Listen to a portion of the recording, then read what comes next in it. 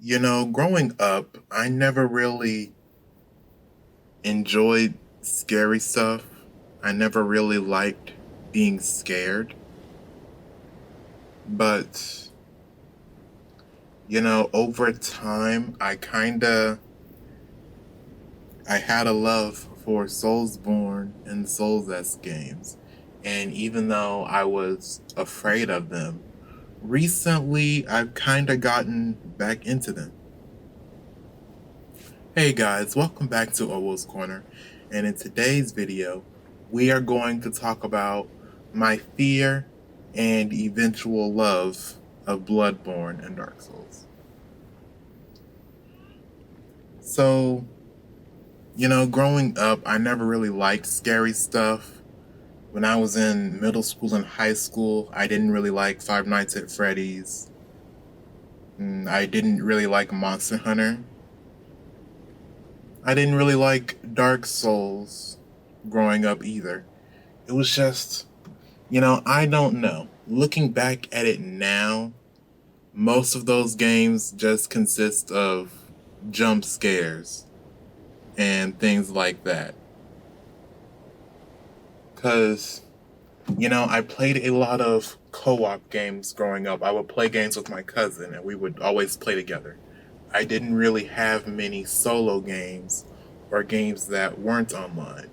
So I never really had to do things on my own.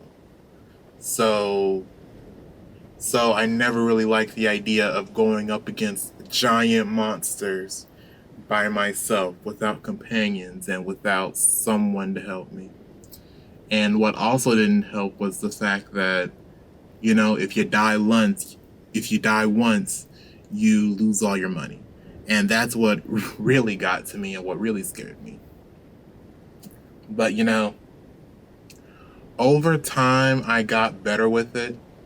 Because the thing is that I would watch a lot of those Dark Souls and Bloodborne lore videos.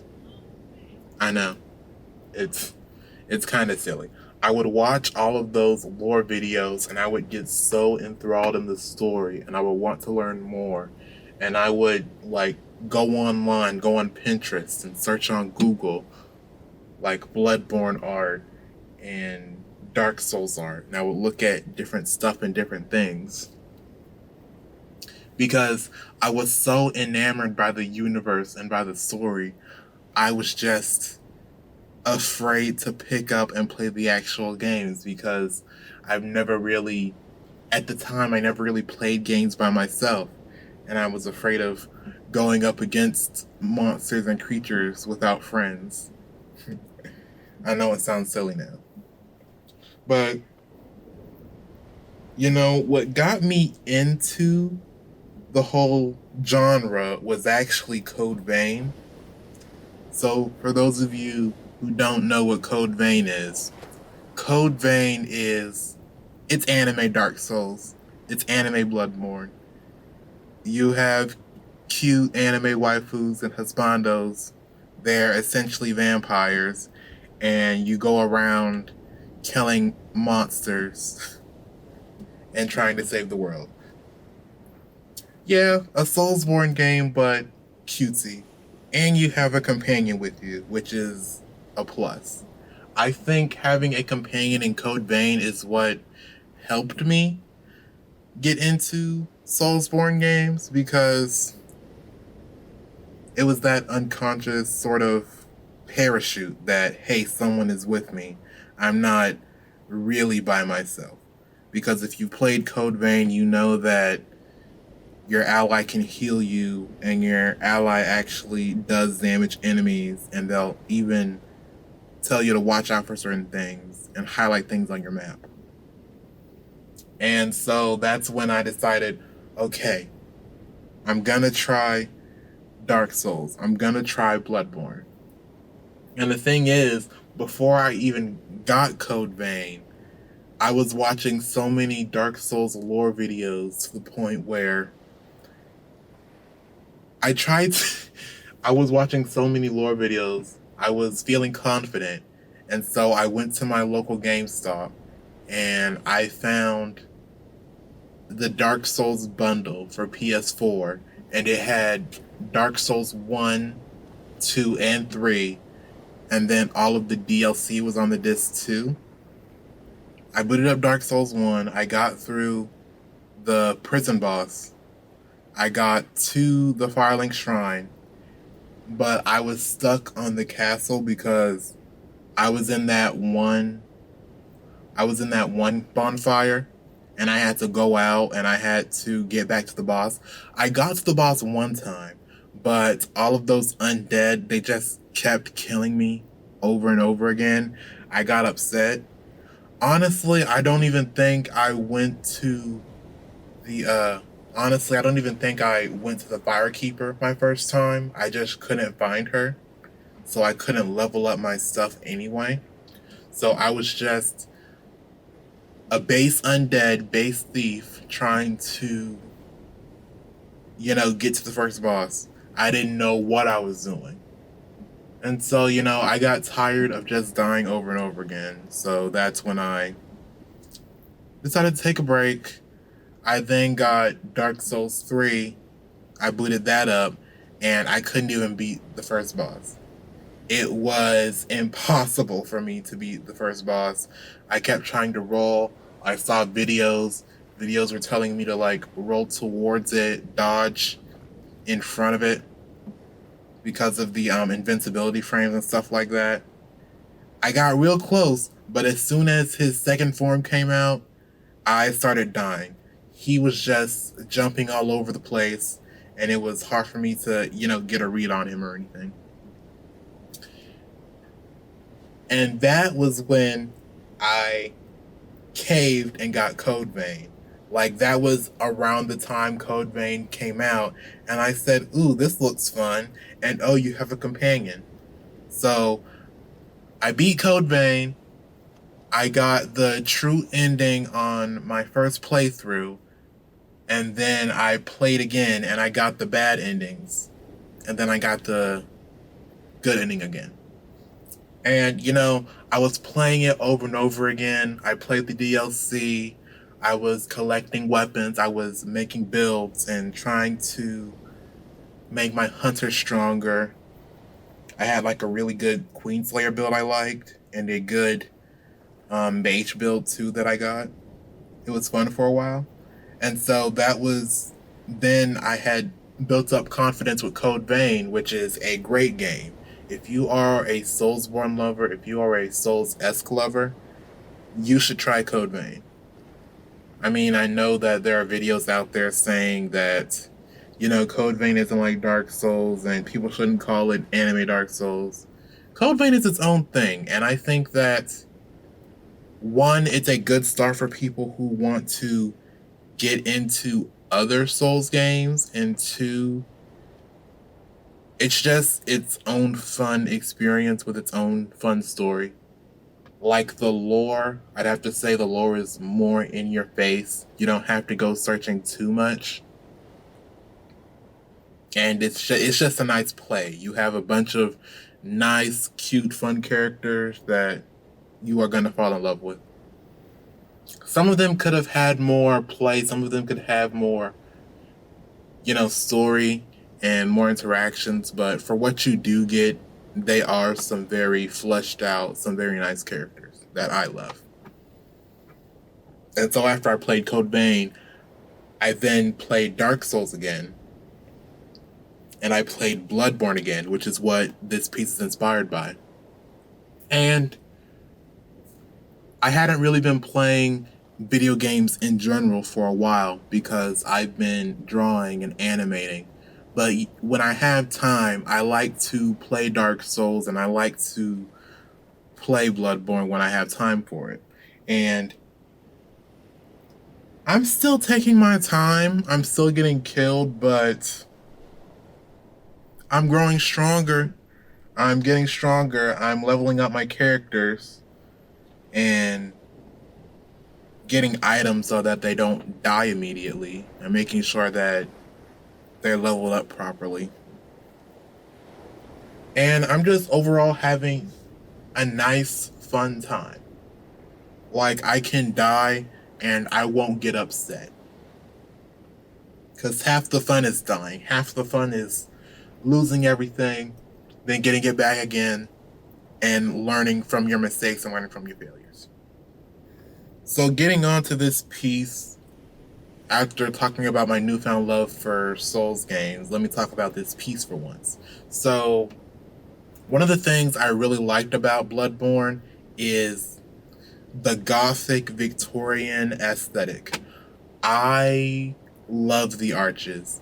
I love the arches. I love the buttresses. I like the entire verticality of the game. It is just such a nice aesthetic that I try to convey in my art sometimes. When I have a character design or when I have environments that I add to my backgrounds, I like to add Victorian and Gothic aesthetics to it. A lot of purples and a lot of dark colors, a lot of purples to convey like royalty and riches, golds to convey, wealth, blues and stuff to, add a sort of foreboding, but also a bit of calmness and eeriness to my pieces. I just really love Bloodborne's overall aesthetic. And since I fell in love with the game, I try to now incorporate more grimdark things into the pieces and animations I create. So, this piece in particular, I actually looked at the Hunter's armor from Bloodborne, and the outfit is heavy inspiration, borderline copying, because this is my first time doing multi-layered clothing and my first time doing leather anyway, because I don't draw a lot of leather. This is my first time doing leather and multi-layered clothing. It took me a while to do the vest, and it also took me a while to do the gauntlets because the reference picture I had, the gauntlets on the reference picture, it didn't have a lot of detail. So I really had to fill in the blanks and discover it for myself, which was fun. And this is actually a digital painting. I usually do cell shading and hard shading, but this is a digital painting. So I had to do stuff like textures and multi-layered shading and lighting and positions and stuff like that, which it took me a while, but I really enjoyed because with my usual drawing style, I don't do a lot of textures. A lot of my textures are implied. A lot of my textures were implied and it took a while. This piece, I want to say, because I had finals, I was taking summer courses while I was working on this piece. This piece took me, I want to say, half a week. Yeah, half a week is a good estimation. This piece took me half a week to complete because I was just taking my time with it. Like in between classes and in between other projects I was working on this one little bit by little bit. Clouds are not my strong suit, so when it came to the clouds, I would go to it, come back, leave a little bit. I would go to it, take a while. I didn't like it. I would erase it. Then I would come back to it after a little while.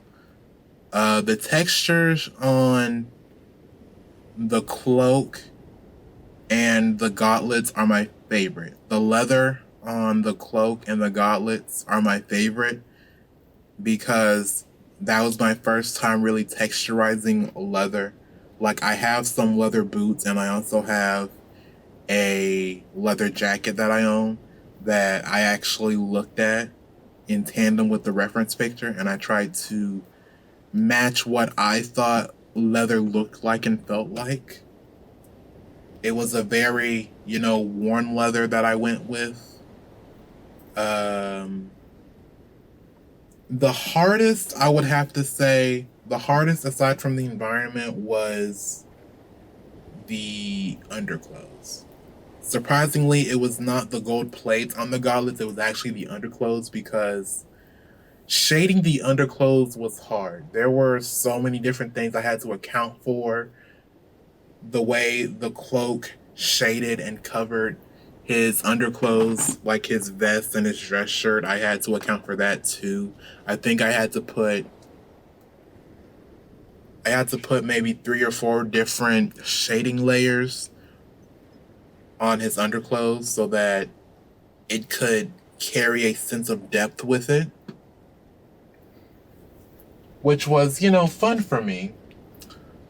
The gold plates on his gauntlets, those were hard too, because, listen, I don't own any gold, and the closest reference to gold I had at the time were my mother's earrings, which was polished gold, which isn't really good for armor. And then I had images online which still didn't convey to me the texture that I wanted. So it was really touch and go for me, because I knew that when I started lighting and shading, I would have to add some reflection to the gold, which in the end it did turn out nice. I really just loved working on this piece. It was fun to work on. It's actually The piece is inspired by 2 things. It's inspired by Bloodborne for one, and then it's also inspired by a character I made for D&D, and his name is Jericho. And Jericho is a Order of the Mutant Blood Hunter, and his whole thing is that he injects different blood cocktails in his body in order to give him different boosts and buffs in combat, in and out of combat. So he's very much of a creepy scientist who's trying to become the perfect human. He even has his own blood church. I'm just exposing myself right now with, a lot of. Jericho has a lot of inspiration from Bloodborne. I mean, I keep telling you guys, I love Bloodborne now. Before, I was afraid of it, but now I actively love it. This was just a really fun piece for me to draw. It was something out of my comfort zone. It was inspired by a franchise and a type of game that I was always afraid of playing, but I was also always enamored and interested with it, because I love properties with a dense lore, with a dense story. I just love things where I can get lost in their story and I can enjoy it, and I can search around for it to learn more about it. This was just a fun piece for me to do. It was fun for me to make. And who knows, I might do some more in the future. I'm not really playing a lot of games right now because I'm just busy with art and animation. But when I have time, I just like to sit and play a game. This was fun. I'll do it again sometime. This has been Owoh's Corner, my own little corner of art. Be sure to like, comment, subscribe, share even. I'll see you in my next one.